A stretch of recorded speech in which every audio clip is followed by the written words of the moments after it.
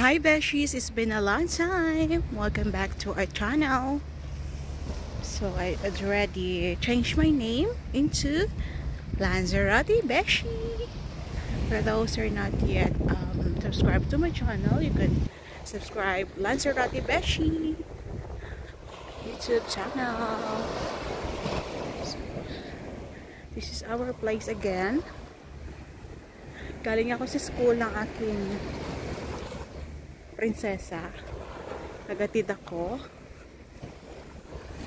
So, from there, naglakad na. So, you can see the view of Lanzarote. Puerto del Carmen, Lanzarote. Actually, mga peshi. Yeah, tignan mo. Oh, mapino ang dagat. Ay, hindi dagat Ano to? Sand. Kung si Bella pa. Isa yan sa mga 5-star hotel. Dito. Sa mga hindi pa nakapanood ng aking vlog before.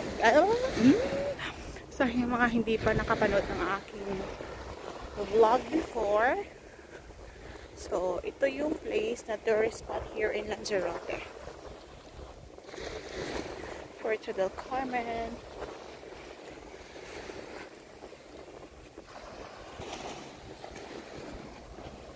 Nahiya ako, besh. First time po ulit.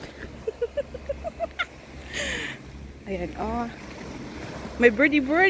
Oh, it's a bird, it's a plane.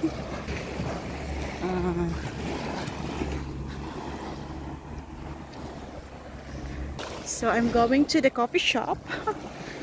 The very cheapest. But have a nice coffee. Bolera.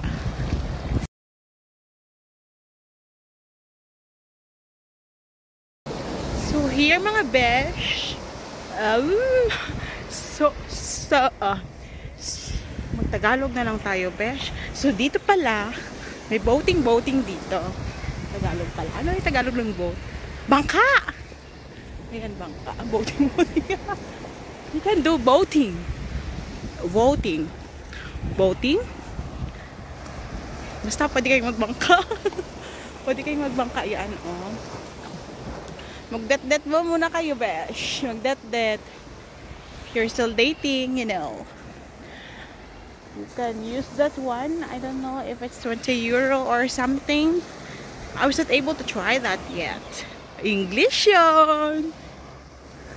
Charot lang mga besh, na miss ko mag-vlog. Pero, dito muna tayo sa mga walang tao, sa mga liblib na lugar. Ano ba yung topic natin ngayon? Ang topic natin ngayon is dito sa Lanzarote, ang buhay. Very simple lang kasi isa siya sa island. Sa mga those who did not know yet, this Lanzarote is just a small island. So dito kami napadpad, which is nagustuhan ko rin naman siya kasi unlike sa ibang part ng Spain, malamig. Dito, yung weather is almost the same in the Philippines. So, we're part of Gran Canary Island, but still part of Spain. Simple lang ang buhay. Gusto magkape-kape, kape ka. Tapos, kape, bahay, work. Okay siya kasi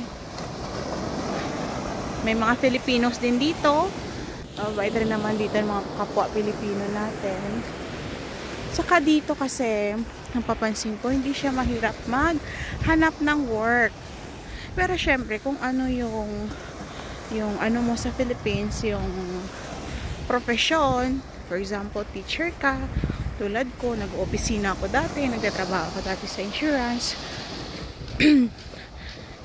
If you're aiming to work like that, or kung ano yung background mo before or yung work mo before, is medyo mahirap siya. Pero nasa sayo naman yan kung gusto mo i-push, mag-aaral ka. Dito kasi sa island, normally ang work dito is restaurant, hotel, o maging sinatawag na camarera de piso. Hindi ko alam kung anong tawag yan sa Philippines. So yun. Pero sa totoo lang, Marami talagang work dito mga beshi. So kung mga sino willing pumunta dyan, go na! So ayun lang. Ayun lang muna. Ayun lang muna yung kwentuhan natin. Ang pangit naman, imamarites ko yung buhay ng may buhay, di ba? Imamarites na lang natin yung mga positive vibes, yung mga information kayo makukuha. Kasi mas maganda na yan. Kasi pag nagmarites tayo ng kapwa natin, una, kakarmahin tayo.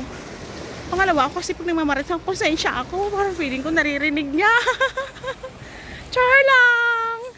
So that's it mga beshi. I'll update you later sa Bulera na lang. Okay. Dito na tayo. Nakakalahati na tayo ng lakad mga besh. Tingnan mo yung nakapa ako. Sorry for my kuko. Nakasapatos naman kasi tayo besh. So ako naman dito pala, I forgot to tell you. That's English. I forgot to tell you that I'm working as a waiter. A waiter and a customer service representative.